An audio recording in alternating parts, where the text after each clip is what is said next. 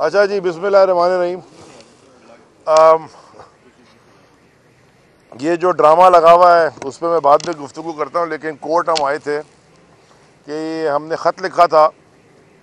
पहले हमने election commission को ख़त लिखा कि ये हर दफ़ा लोकल बॉडी यानी कि बल्दियाती इलेक्शन डिले कर रहे हैं, यानी कि इलेक्शन से भाग रहे हैं। जैसे आपने तमाशा इस्लामाबाद में देखा कि सारी अवाम वोट देने को खड़ी थी, कोई था ही नहीं इलेक्शन कमीशन वाला। ये पूरे पाकिस्तान में इलेक्शन से भाग रहे हैं।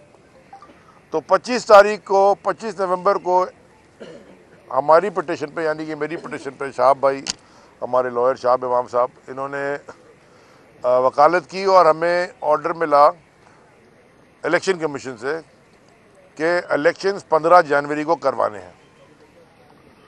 15 जनवरी को इलेक्शन की डेट आ गई।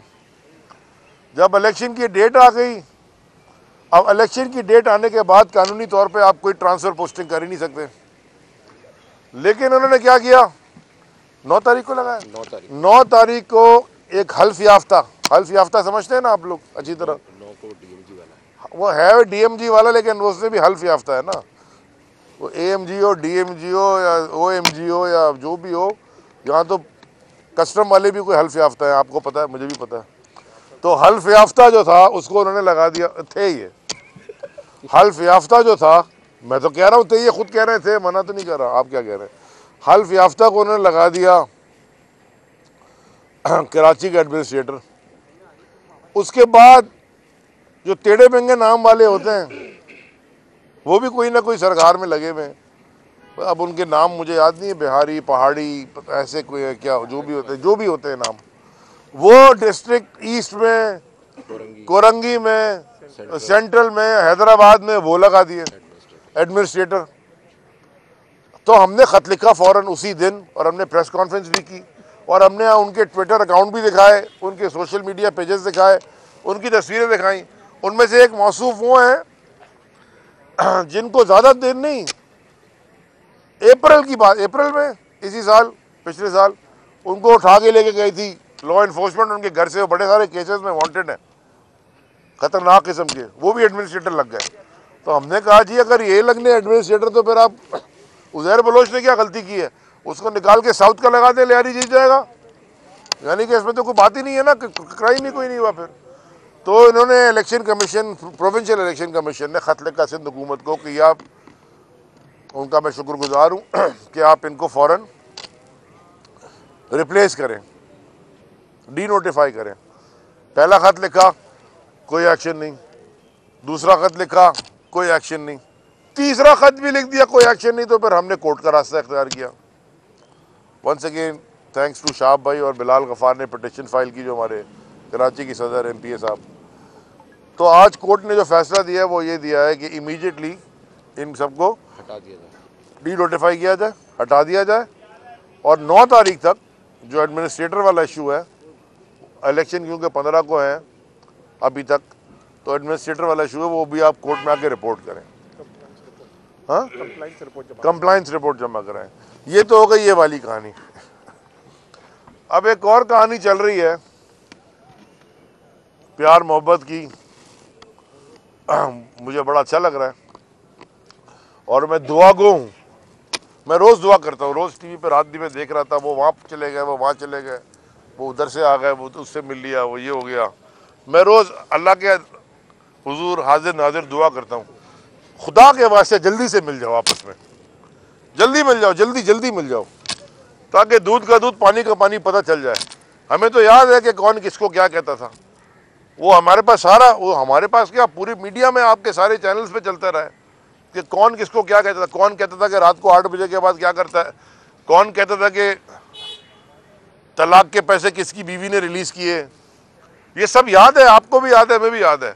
वो मैं सारे सवाल फिर हम पूछेंगे ना, अभी तो हमें पता नहीं, हम तो फिर पूछेंगे कि भाई ये आप उस वक्त सही कह रहे थे कि आप ठीक कह रहे हो, या आप किसी कॉमन इंटरेस्ट, क्या बोलते हैं, मफाद, कोई ऐसा मफाद है जो आप सबके कॉमन, यानी आप सबको सूट करता है। वो कराची तो हो नहीं सकता, क्योंकि अल्हम्दुलिल्लाह कराची तो आपको 30 साल दिया था, और जो आपने काम किया कराची के साथ, वो कराची आज तक भुगत रहा है। और उसके बाद आपने ये जो बैठे हुए आजकल, यानी जरदारी माफिया। पीपल्स पार्टी तो बेनज़ीर भुट्टो शहीद के साथ शहीद हो गई थी। People's party is over. ये जरदारी माफिया जो बैठी है, जो इसने हमारे साथ किया है कराची के साथ, तो मैं खामोशी से रोज़ तमाशा देख रहा हूँ। मुझे रोज़ प्रेशर करते हैं कि जी आप इस पर कोई बात करें। मैं इंतज़ार कर रहा हूँ कि जल्दी से ये निकाह हो जाए इनका, उसके बाद फिर हम बात करेंगे कि भाई साहब इसके टर्म्स एंड कंडीशंस जो है वो है क्या, पता चले ना कि वो क्या क्या लिखते हैं निकाह में, हलाला है ये निकाह। हलाला नहीं, हलाला नहीं, हक महर कितना डिसाइड हुआ है, किसको क्या मिलेगा, ये हम डिसाइड करेंगे जब ये हो जाए। अभी तक तो रिश्ते भेज रहे हैं एक दूसरे को। मगर ये अली भाई हलाला है, निकाह नहीं है। अच्छा हलाला कर लें, चले जो मर्जी कर लें, जैसे आप पसंद है। तो और तीसरी आखिरी चीज, तीसरी चीज आखिरी देखें, कल एक तस्वीर आई है और मैं करता नहीं कभी, यानी कि मैं सियासी बात कर लूँगा, ज़ात के ऊपर बात करना, एक सियासी मुखालिफत आपकी अपनी होती है, लेकिन एक तस्वीर कल मैंने देखी और मैंने सुबह ट्वीट भी की है, क्योंकि मैं रात भर उसको जितनी दफ़ा मैं देखता रहा मुझे बड़ा उस पर अफसोस भी हो रहा था, गुस्सा भी आ रहा था कि हमारा पाकिस्तान का इंटरिम फॉरेन मिनिस्टर, इंटर्नशिप पे जो फॉरेन मिनिस्टर है, जो ट्रेनिंग में है ना आजकल फॉरेन मिनिस्टर, वो एक शायद लाड़काना में ही किसी स्कूल में खड़ा हुआ है और क्लासरूम में तस्वीर ले रहा है बच्चों के साथ और बत्तीसी निकाल के स्माइल दे रहा है। मुझे वैसे बड़ा अफसोस है वो तस्वीर देख के कि उसमें से ज़्यादातर बच्चे नंगे पाँव थे। उस क्लासरूम का हाल देखे तो कोई भैंस पाड़ा भी उससे ज़रा कि ये वडेरों का बेहतर होगा, अंदर साफ वाफ हुआ होता है। और उन बच्चों की शक्लें, मासूम बच्चों की शक्लें देख के मुझे बड़ा अफसोस हुआ। हम जाते हैं सिंध, अंदरूने सिंध, बल्कि अंदरूने सिंध जाने की ज़रूरत नहीं है, आप अंदरूने कराची चले जाए तो आपको इस तरह की अक्सर चीज़ें मिलेंगी, क्योंकि सिंध में ये काबिज हैं 15 साल से जरदारी माफिया। तो वो जब हम जाके देखते हैं तो इतना बुरा हाल है, लेकिन इसके ऊपर ये ऑडेसिटी, बेगैरती कहनी चाहिए कि वो बिठा के तस्वीर लेके और सोशल मीडिया पे शेयर करें। उसकी वजह एक ही है, ये तस्वीर देख के पैसे बटोरना चाहते हैं इंटरनेशनल डोनर से। देखिए हम सैलाब में बह गए, हमारा कितना बुरा हाल है। तो जब सैलाब नहीं आया था तो कौन से स्कूल तुम्हारे चल रहे थे? जब कुत्ते की काटने की दवाई नहीं मिल रही थी, उसका सैलाब से क्या ताल्लुक है लाड़काना में? जब लाड़काना में एड्स फैल रही थी तो उसका सैलाब से क्या ताल्लुक है? जब वॉल स्ट्रीट और न्यूयॉर्क टाइम्स लाड़काना की एड्स के फैलने के ऊपर आर्टिकल लिख रहे थे और इंटरनेशनल मीडिया उसके ऊपर सवाल उठा रहा था, उसका तो सैलाब उस वक्त नहीं आया था। जो बाकी स्कूल सिंध के अंदर भैंस पाड़े बन गए हैं, वडेरों के औताक बन गई हैं, उसका सैलाब से क्या ताल्लुक है? जो हर साल 2 टांगों वाले चूहे अरबों रुपए की गंदुम खा जाते हैं, क्योंकि मैंने नहीं कहा, ये तो इनके मिनिस्टर ने, बिलाल साहब आपकी सिंध असेंबली के फ्लोर पे खड़े होकर कहा है। तो 8 लाख टन गंदुम गायब। कितनी? 8 लाख टन। उन्होंने पूछा जी 8 लाख टन गंदुम कैसे गए? उन्होंने कहा चूहे खा गए। 8 लाख टन गंदुम, मैं आपको समझाऊं क्या है ये। उस साल $200 पर टन गंदुम थी दुनिया की मार्केट में, $200 अ टन। 8 लाख टन का मतलब होता है 1.6 अरब डॉलर गंदुम खा गए। हम IMF के पास जा रहे हैं, यार हमें $600 मिलियन दे दो। ये 1.5 अरब की गंदुम खा गए और कह रहे चूहे खा गए 2 टांगों वाले। बाद में पता चला वो 2 टांगों वाले चूहे कैसे थे। अगले साल खा गए 5.5 लाख टन गंदुम। हाँ, 5.5 लाख थी नेक्स्ट ईयर। उस साल गंदुम की कीमत थी $250। हुकूमत पाकिस्तान खरीद रही थी यूक्रेन से और बाकी जगहों दुनिया से $250 पर टन, और यहाँ 5.5 लाख टन लोकल वीट, हमारी जो बेहतरीन वीट है, बेटर देन दी अब इम्पोर्टेड जो वीट आती है उससे बेहतर, वो फिर 5.5 लाख टन गायब हो गई। उसका भी सैलाब से कोई ताल्लुक था? अब फिर सैलाब आया, अब फिर कह रहे हैं कि जी गंदुम खराब हो गई है। भाई ये पहले दुनिया ने बताया था कि बारिश ज़्यादा होगी, दुनिया ने बताया था कि ये अपना ख्याल करो, चीज़ें बचाओ, ना पानी मैनेज हुआ। आधा टाइम रोते हैं कि जी पंजाब हमारा पानी नहीं दे रहा, हमारी ज़मीनें ख़राब हो रही हैं, ये हो गया वो हो गया। उसके बाद आधा टाइम रोते हैं कि जी हम तो डूब गए, हमारे पास पानी ज़्यादा आ गया। भाई आपको किसी ने रिजर्वायर बनाने से रोका है 15 साल में?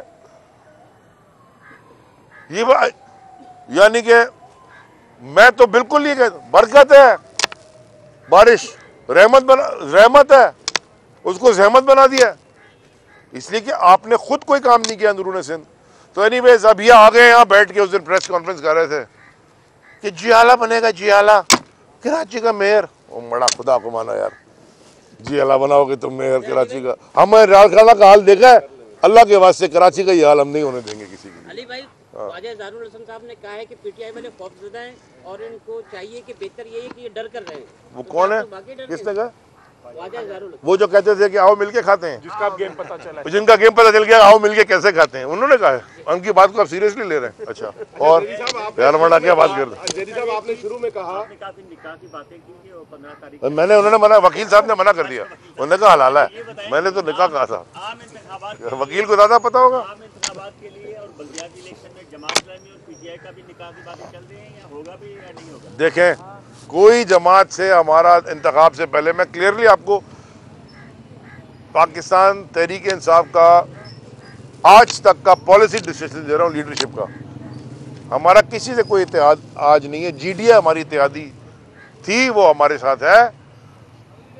अब अगला इलेक्शन जब आएगा उस वक्त हम देखेंगे।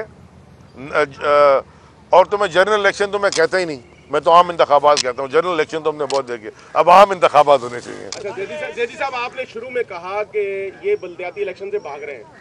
मामला ये हकीकत है कि हुकूमत इलेक्शन नहीं कराना चाहती, लेकिन 4 साल आप भी तो उससे भागते रहे इलेक्शन से, आप लोगों ने क्यों नहीं कराया? आप में और उनमें फर्क क्या है? हमने बहुत बड़ी गलती की, हमें कराने चाहिए थे बिल्कुल कराने चाहिए थे। और जिसने एडवाइस की कि नहीं होने चाहिए थे वो गलती थी। हमें फौरन कराने चाहिए थे, आते ही हुकूमत में ठग बल्दियाती इलेक्शन।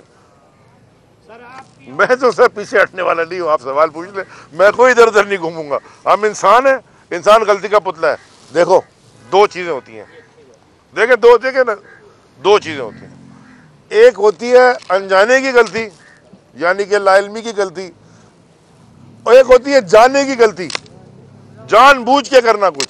इसमें बड़ा फर्क है। इसके आगे अक्लमंद को इशारा काफी है। ठीक है सर, मेहरबानी। अब कुछ एक साल में और आपकी तलाक हो गई, फिर पीपल्स पार्टी हमारा कभी निकाह भी नहीं हुआ था। नहीं, वो हमारे साथ आके बैठे थे, कोशिश कर रहे थे। हमने उनको नफीस भी कहा, पता चला कि वहाँ भी हम गलत निकले। नफीस लोगों का हम गलत, हमारे से वहाँ भी गलती हुई। अच्छा जेडी साहब आप कहेंगे गलती, हमने उनको चांस दिया ना कि नफासत में आ जाओ, लेकिन वो बेनिफिट है तो डाउट। 4 साल तो वो नफीस है, यार, वो आपस में मिलने तो आपको मेरी गौर से बात सुने, मेरी गौर से बात सुने। देखिए, ये बात आप करते हैं ना, तारीख पढ़ लें किसी भी इंसान की, किसी भी सोसाइटी की। देखिए, 2 तरीके हैं जीतने के। कि मैं आपको ज़रा फ़लसफियाना बात अगर आप इजाज़त दें तो कर दूं, लेकिन मुझे पता नहीं आपके वीडियो चला रहे नहीं चला रहा, लेकिन बाद में चल जाएगा। जीतने के सिर्फ 2 तरीके होते हैं, या अपने ओपोनेंट को शिकस्त दे दो, या ऐसा करो कि आपका ओपोनेंट आपका सपोर्टर बन जाए। वो भी आपकी जीत है ना। खान साहब तो कुछ और फरमाते हैं। नहीं, खान साहब ने ये फरमाया। हम तहरीक इंसाफ शुरू हुए थे, हमारे 20 लोग थे, 50 लोग थे। तो जो हमारे ओपोनेंट से, भाई ये खड़ा है ना एग्जाम्पल, ये तहरीक इंसाफ में तो नहीं था ना, ये अब नफीस हो गए। ये तहरीक इंसाफ में तो आए हैं। देखो, इलेक्शन से पहले आए हैं, उस वक्त भी हमारा अलायंस नहीं था। उस वक्त आए जब ये लेफ्ट साइड पे है और जी। इनकी हम राइट साइड पर है। और इलेक्शन में हमारा अलायंस नहीं था। वो इलेक्शन के बाद हमारी कोलिशन गवर्नमेंट थी यार। हमने उनको 2 वजारतें दी, हमने कहा बड़े अच्छे का। और मेरा अभी भी फरूक नसीम से और अमीन उल हक से और फैसल सब्जारी से और वो बाकी जो कायम खानी, इन सबसे मेरी बड़ी अच्छी सलाह मिले, एक अच्छा रिश्ते सब मिलते हैं। उस दिन भी इलेक्शन कमीशन के बाहर इस्लामाबाद में मिले, उसामा कादरी, हम गले मिले, एक दूसरे को ख्याल किया। मैंने कहा यार आपने तो बनाया नहीं, हम इंशाल्लाह इनको सेनेटर बना देंगे।